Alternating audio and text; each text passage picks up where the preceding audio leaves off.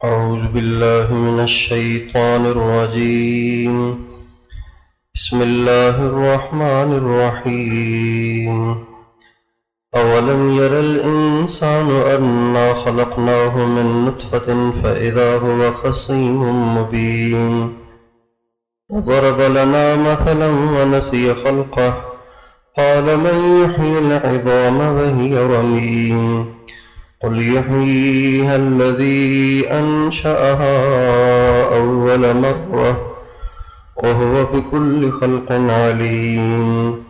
الذي جعل لكم من الشجر الأخضر نارا فإذا أنتم منه توقدون. أوليس الذي خلق السماوات والأرض بقادر على أن يخلق مثلهم بلى وهو الخلاق العليم. إنما أمره إذا أراد شيئا أن يقول له كن فيكون. فسبحان الذي بيده ملكوت كل شيء وإليه ترجعون. اس صورت میں جو آخری دو رکوع آئے ہیں اس میں اللہ تعالیٰ نے اپنی قدرت اور اپنی عظمت کے دلائل دیے ہیں اور ماننے والوں کے انعامات کی کچھ جھلکیاں اور نہ ماننے والوں کے عذاب کی کچھ جھلکیاں بتائی تھیں. یہ جو آیتیں ابھی پڑھی ہیں ان آیات کا جو شان نزول ہے وہ ایک مکے کے کافر کی حجت بازی اور اللہ تعالیٰ کی بات کا ڈھیٹ بن کے انکار کرنا ہے. امیہ بن خلف اور عاص بن وائل مکے کے سرداروں میں سے تھے. یہ کام انہوں نے دونوں نے کیا ہے مختلف اوقات میں. ایک موقع پہ وہ آیا، ایک موقع پہ وہ آیا. بطحاء مکے کی جو کنکریلی زمین ہے وہاں سے کوئی پرانی ہڈی لے کے آیا عاص بن وائل.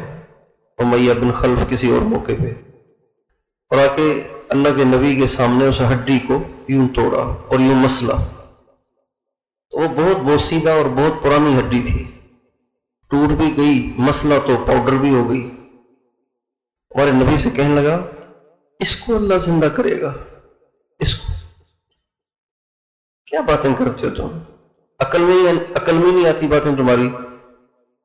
اس کو اللہ زندہ کرے گا، کیسے کرے گا اللہ اس کو زندہ؟ اس پر یہ قرآن پاک کی آیتیں اتری ہیں. اولم یر الانسان انا خلقناه من نطفة فاذا هو خصیم مبین. اس کو اپنی پیدائش یاد نہیں ہے؟ کیا اس نے یہ نہیں دیکھا کہ اس کو ایک نطفے سے بنایا گیا تھا؟ نطفے سے انسان کو بنانا مشکل ہے اندھیروں میں، یا ایک بوسیدہ ہڈی سے انسان کو بنانا آسان ہے؟ یہ اپنی پیدائش میں غور نہیں کرتا؟ یہ کیوں نہیں سوچتا کہ میں کس چیز سے بنا ہوں؟ ایک مطلب اس کا یہ ہے.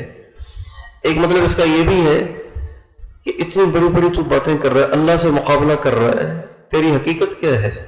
کون ہے تو؟ کیا ہے تو؟ منی کے قطرے سے بنا ہوا اور اللہ سے ایسی لمبی لمبی باتیں کرتا ہے. تو اپنی حقیقت کو یاد کر. اتنا بڑا نہیں ہے تو کہ تو اللہ سے مقابلہ کرے اور حجت بازی کرے اور دلائل پیش کرے کہ اللہ کیسے کرے گا. تو اللہ کے بارے میں بات کرنے کے لیے اوقات تو دیکھو اپنی کہ تمہاری اوقات کیا ہے. ایک مطلب یہ ہے اولم یر الانسان انا خلقناه من نطفة. اس نے نہیں دیکھا کہ اس کو ہم نے نطفے سے بنایا. فاذا هو خصیم مبین. اور اب وہ اتنے زوروں پہ ہے کہ وہ ہم سے جھگڑنے لگ گیا ہے، ہم سے مقابلہ کر رہا ہے، ہم سے مناظرہ کر رہا ہے.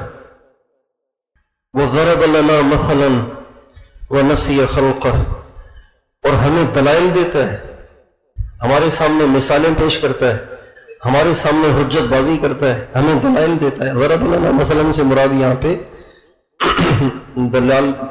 دلیل بازی اور حجت بازی ہے. ہم سے یہ حجت بازی کر رہا ہے. وہ نسی خلقہ، اور اپنی پیدائش کو بھول گیا، اور یوں کہتا ہے من یحیی العظام وہی رمیم، کون زندہ کرے گا ان ہڈیوں کو جبکہ یہ بوسیدہ ہو چکی ہیں. جب اس نے اتنی بڑی بات اللہ کی طرف منسوب کر کے کہہ دی نا، تو پھر اللہ سے جس کو محبت ہو وہ اللہ کی بات برداشت تھوڑی کرے گا. جب اس نے یوں کہا تو آپ نے فرمایا ہاں اللہ اسے زندہ کرے گا اور تجھے دوزخ میں ڈالے گا. اب اس کے کفر پہ مرنے پہ گویا مہر لگ گئی. من یحیی العظام وہی رمیم، کون اسے زندہ کرے گا جبکہ یہ بوسیدہ ہو گئی. اللہ تعالیٰ فرماتے ہیں قل، کہہ دیجئے اسے، یحییھا الذی انشأھا اول مرہ، ہاں ان کو وہ زندہ کرے گا جس نے پہلی دفعہ بنایا تھا جبکہ تھا ہی نہیں کچھ. بغیر مٹیریل کے جس نے بنایا تھا اس کے لیے مٹیریل سے بنانا کیا مشکل ہے، وہی کرے گا. وَهُوَ بِكُلِّ خَلْقٍ عَلِيمٌ، وہ ہر مخلوق کو جانتا ہے. پتہ نہیں تمہیں کیوں نہیں سمجھ میں آتی کہ اللہ کیسے پیدا کرے گا. اتنی باتیں تمہارے سامنے ہیں، اگر تم تھوڑا سا غور کرو تو تمہیں سمجھ میں آنا مشکل نہیں ہے. الذی جعل لکم الارض، الذی جعل لکم من الشجر الاخضر نارا، وہ ذات کہ جس نے ہرے بھرے سبز درخت سے تمہارے لیے آگ کو بنایا. عرب میں دو پودے تھے، دو پودے، ایک کا نام تھا مرخ، ایک کا نام تھا رفان. دو پودے تھے. تو عرب کے ہاں ماچس تو تھا نہیں، ماچس تو نہیں تھا نا، ماچس تو ابھی کی ایجاد ہے. تو وہ دونوں شاخیں بالکل تر ہوتی تھیں، سبز شاخیں، ان میں رس بھی ہوتا تھا، پانی بھی ہوتا تھا. مسواک جیسی لکڑیاں ان دونوں سے کاٹتے، ان دونوں کو رگڑتے تو اسے آگ نکلتی تھی. عرب آگ یہاں سے جلاتے تھے، ماچس تو تھا نہیں. تو فرمایا وہ ذات کہ جو سبز درخت سے تمہارے لیے آگ نکالتا ہے، اس کا نام تھا رفان. مرخ اور رفان، یہ دو بوٹیاں تھیں، پودے تھے. اس کے چھوٹے چھوٹے کلم نکال کے مسواک جیسی لکڑیاں کاٹ کے، جبکہ اس میں سے رس بہ رہا ہوتا تھا، اتنی گیلی ہوتی تھی، اور اس کو رگڑتے تھے تو اس سے آگ نکلتی تھی. تو جو اللہ گیلی لکڑیوں سے تمہارے لیے آگ نکالتا ہے اور تم روزانہ دیکھتے ہو اور کہتے ہو اللہ کیسے کرے گا، قدرت کے اتنے مناظر اور مظاہر دیکھ کے بھی تمہیں سمجھ نہیں آتی، تو یہ ہٹ دھرمی کے سوا اور کیا کہہ سکتے ہیں اس کو، ضد اور عناد کے سوا اور انا پرستی کے سوا اور کیا کہتے ہیں اس کو. پھر فرمایا ایک تو یہ دلیل دی، دوسری دلیل اولیس الذی خلق السماوات والارض بقادر علی ان یخلق مثلہم، وہ ذات جس نے اتنے بڑے آسمان اور زمین بنا دی، کیا وہ اس پر قادر نہیں ہے کہ تم جیسے ایک دوبارہ بنا دے؟ کیا باتیں کرتے ہو تم، خام خواہ کیوں انکار کرتے ہو؟ بلا کیوں نہیں، وہ بڑا زبردست پیدا کرنے والا اور جاننے والا ہے. اور بنانے کے لیے اس کا نظام تمہاری طرح تھوڑی ہے کہ کوئی چیز بنانی ہے تو پہلے مٹیریل اکٹھا کرنا ہوتا ہے، پھر مستریوں کو بلانا ہوتا ہے، لیبر کو بلانا ہوتا ہے، پھر اس کو محنت کرنی پڑتی ہے، پھر کچھ عرصے کے بعد جا کے وہ چیز تیار ہوتی ہے. ایسے تھوڑی کرنا. اللہ پاک کے یہاں نظام یہ تھوڑی ہے. اللہ تعالیٰ جب کسی چیز کو بنانے کا ارادہ کرتے ہیں تو نہ مٹیریل اکٹھا کرتے ہیں، نہ مستریوں کو بلاتے ہیں، نہ کسی کو مشورے کے لیے بلاتے ہیں، نہ کسی کو مددگار بناتے ہیں، بلکہ صرف اتنا فرماتے ہیں بن جا، بس صرف فرماتے ہیں بن جا اور وہ چیز بن جاتی ہے. انما امرہ اذا اراد شیئا، جب وہ کسی چیز کا ارادہ کرے تو وہ صرف اور صرف، انما کا معنی ہے صرف اور صرف یہ کہتا ہے کن بس وہ ہو جاتا ہے، اس کے لیے کچھ مشکل نہیں ہے۔ ہاں، اس کا مطلب یہ نہیں کہ جب وہ کن کہتا ہے تو اسی وقت اس چیز کا بن جانا ضروری ہے، اس کی حکمتیں ہیں، بعض چیزوں کے لیے وہ ارادہ کرتا ہے کہ اسی وقت فی الفور مکمل طور پر تیار ہو جائے، بعض چیزوں کے بارے میں اس کی حکمت یہ ہے کہ کن کہنے کے بعد وہ بننا شروع ہو جائے۔ جیسے انسان ہے، اللہ تعالیٰ کن تو فرماتے ہیں لیکن اللہ تعالیٰ کی حکمت کے مطابق اس میں 9 مہینے لگتے ہیں، لیکن آسمان کو اللہ نے کہا بن جا تو بن گئے، زمین کو کہا بن جا تو بن جائے، زمین بن گئی۔ فرشتے بناتے ہیں تو کن کہتے ہیں بن جاتے ہیں فرشتے۔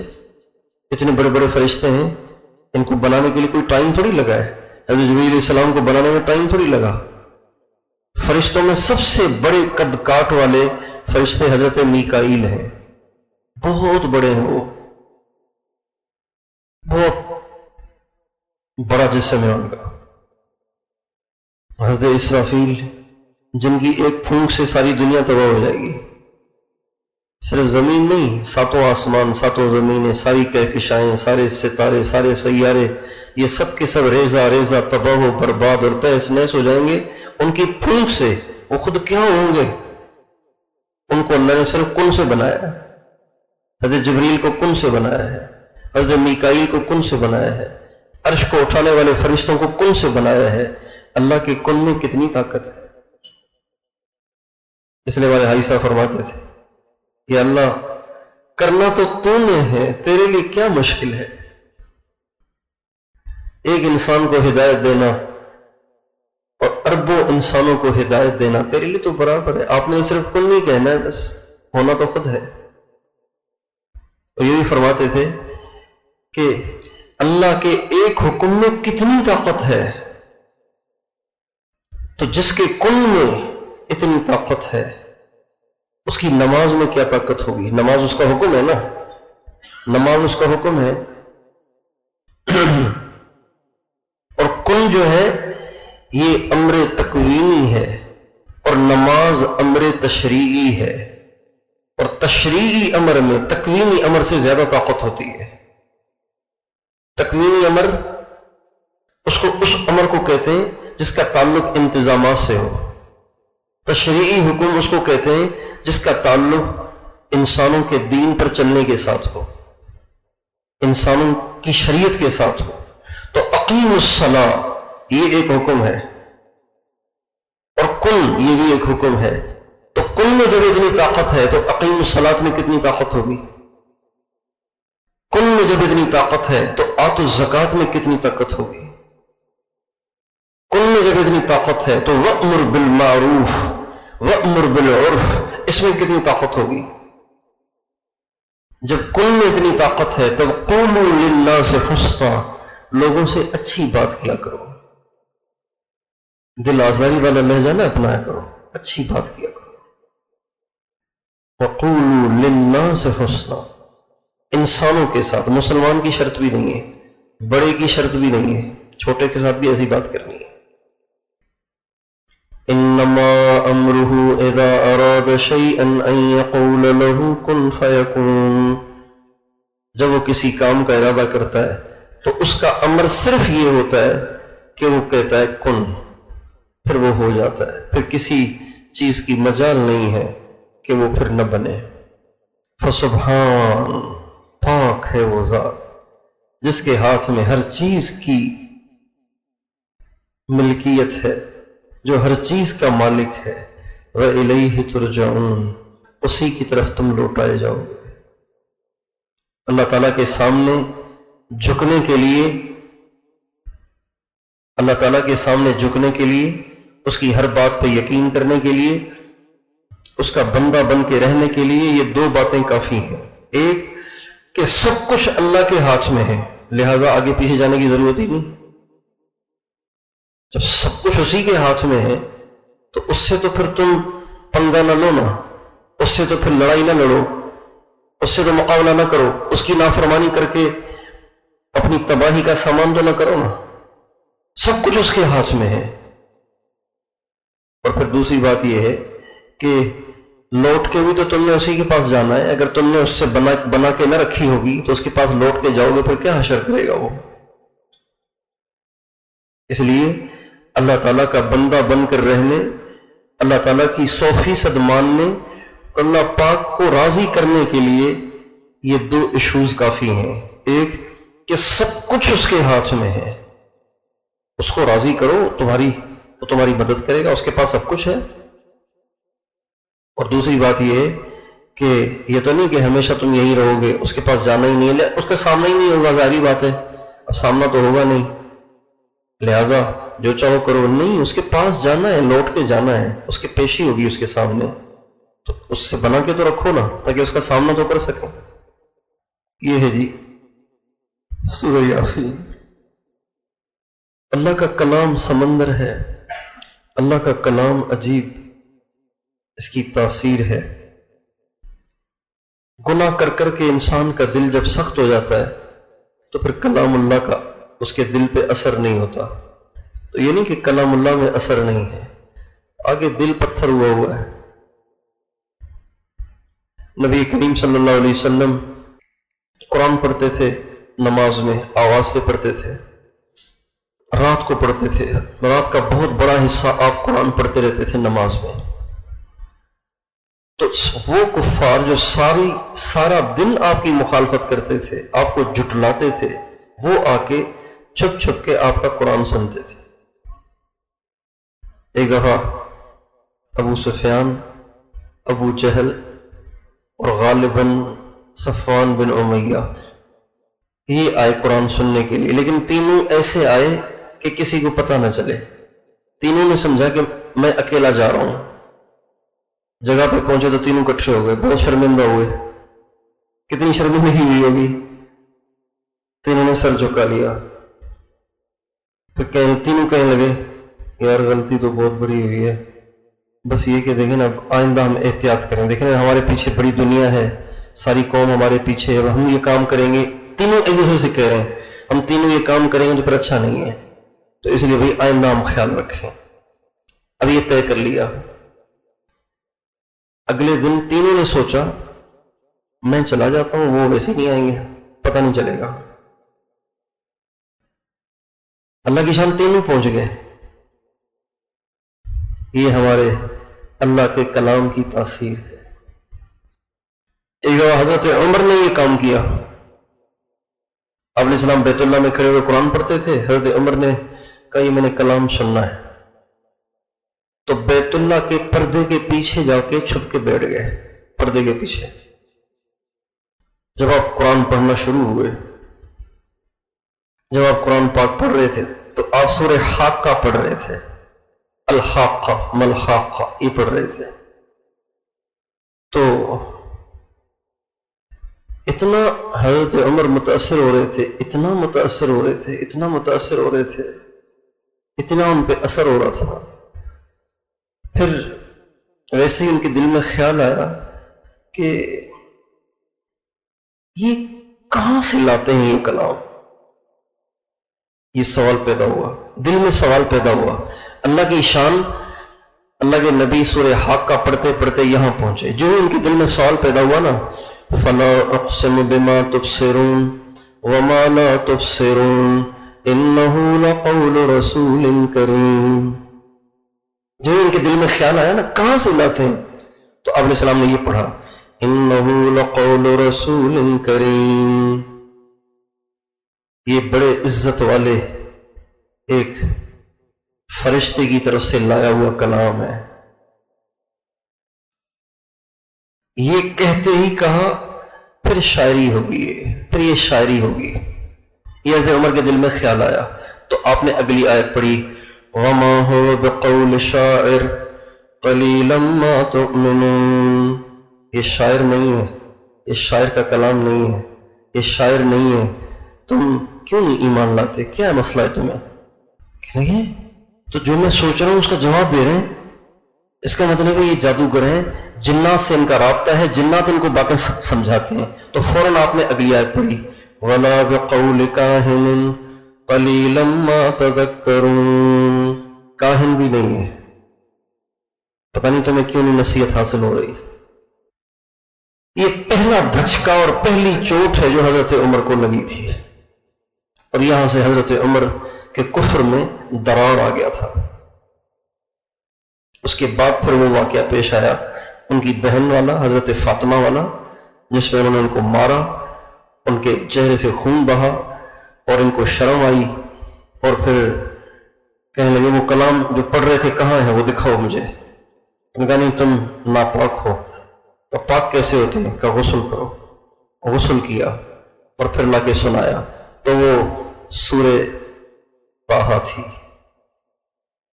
طٰہٰ ما انزلنا علیک القرآن لتشقى تذکرۃ آگے کیا ہے؟ الا تذکرۃ لمن یخشی تنزیلا ممن خلق الارض والسماوات العلی الرحمن علی العرش استوى له ما في السماوات وما في الارض وما بينهما وما تحت الثرى وإن تجهر بالقول فإنه يعلم السر وأخفى الله لا إله إلا هو له الأسماء الحسنى وهل أتاك حديث موسى إذ رأى نارا فقال لأهلهم كثوا إني آنست نارا۔ صحیح پڑھ رہا ہوں؟ آگے کیا ہے؟ لعلی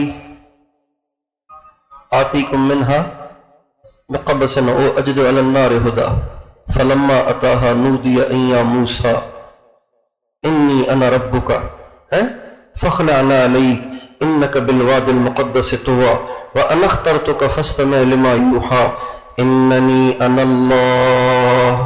یہاں پہنچے تو حضرت عمر کا جو کفر تھا وہ طاق سے ٹوٹ کے گر گیا، رونے لگے۔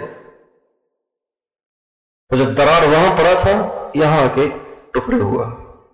اننی انا اللہ لا الہ الا انا فاعبدنی واقم الصلاة لذکری ان الساعة آتیۃ اکاد اخفیها لتجزا کل نفس بما تسعی۔ رونے لگے، کہنے لگے کہ محمد کہاں ہوں گے اس وقت؟ تو حضرت سعید جو ان کو قرآن پڑھا رہے تھے پردے کے پیچھے چھپے ہوئے تھے، فوراً باہر آ گیا، کہا عمر تجھے مبارک ہو، اس لیے کہ اللہ کے نبی نے پنج شنبہ کی شب کو یعنی جمعہ رات کی رات یعنی بدھ کے دن کے بعد والی رات کو دعا کی تھی، اللہم اعز الاسلام بعمر بن الخطاب، یا اللہ مجھے عمر کی ضرورت ہے، تو مجھے عمر دے کے میرے اسلام کو قوت دے۔ اس لیے کہتے ہیں سارے مرید ہیں، حضرت عمر مراد ہیں، سارے طالب ہیں، یہ مطلوب ہیں، سارے آئے ہیں، ان کو مانگا گیا ہے۔ اللہم اید الاسلام یا اعز الاسلام دونوں ہیں بعمر بن الخطاب۔ پھر آگے آپ نے پڑھا وَلَا بِقَوْلِ كَاهِنٍ قَلِيلًا مَا تَذَكَّرُونَ، کاہن نہیں ہے، تمہیں پتہ نہیں کیوں سمجھ نہیں آتی۔ آخر کہاں سے آیا؟ کاہن کا بھی نہیں ہے، شاعر بھی نہیں ہے۔ تنزیل من رب العالمین وَلَوْ تَقَوَّلَ عَلَيْنَا بَعْضَ الْأَقَاوِيلِ لَأَخَذْنَا مِنْهُ بِالْيَمِينِ ثُمَّ لَقَطَعْنَا مِنْهُ الْوَتِينَ فما منكم من احد عنه حاجزين وانه لتذكرة للمتقين۔ یہ رب العالمین کا اتارا ہوا ہے، اور اگر یہ ایک بات بھی ہمارے کہے بغیر ہم پہ تھوپ دے گا تو ہم اس کی شہر کو کاٹ دیں گے، اور تم میں سے کوئی بھی اسے بچا نہیں سکے گا۔ حضور کے بارے میں اللہ کہہ رہے ہیں، اللہ کی ذات بے نیازی کو تو دیکھیں۔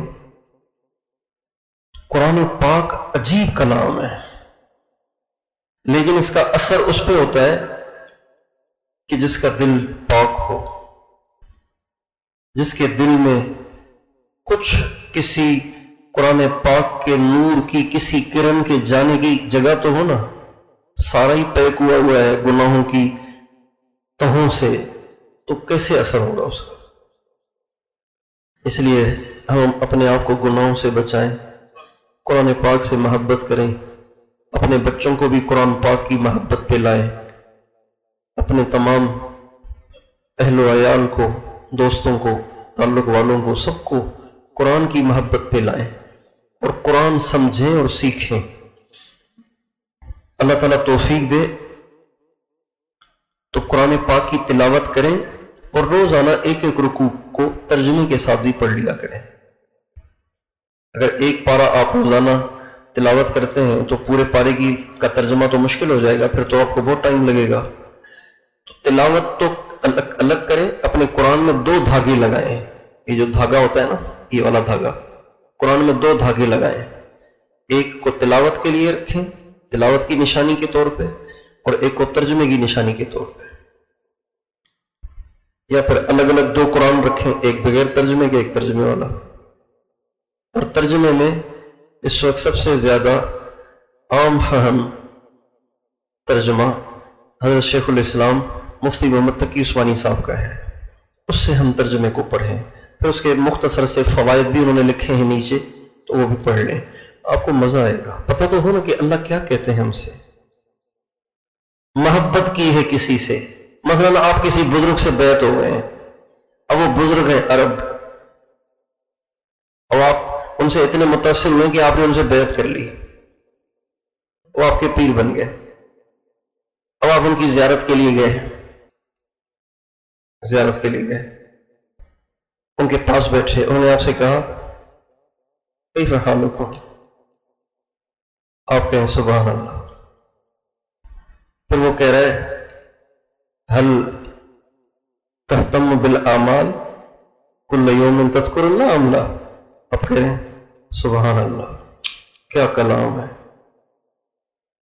بھئی، روزانہ آپ ذکر کرتے ہیں، آپ کہہ رہے ہیں سبحان اللہ، اللہ اکبر، کتنا نور ہے۔ حل تتلو القرآن کل یوم، روزانہ قرآن پڑھتے ہیں، اللہ اکبر، سبحان اللہ، تو مزہ نہیں آئے گا، استفادہ نہیں ہو پائے گا۔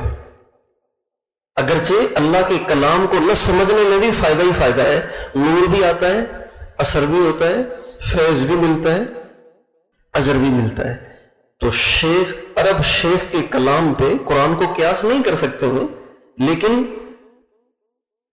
پتہ تو چلے نا کہ اللہ کیا کہہ رہے ہیں، تاکہ ہم کریں اس کے مطابق۔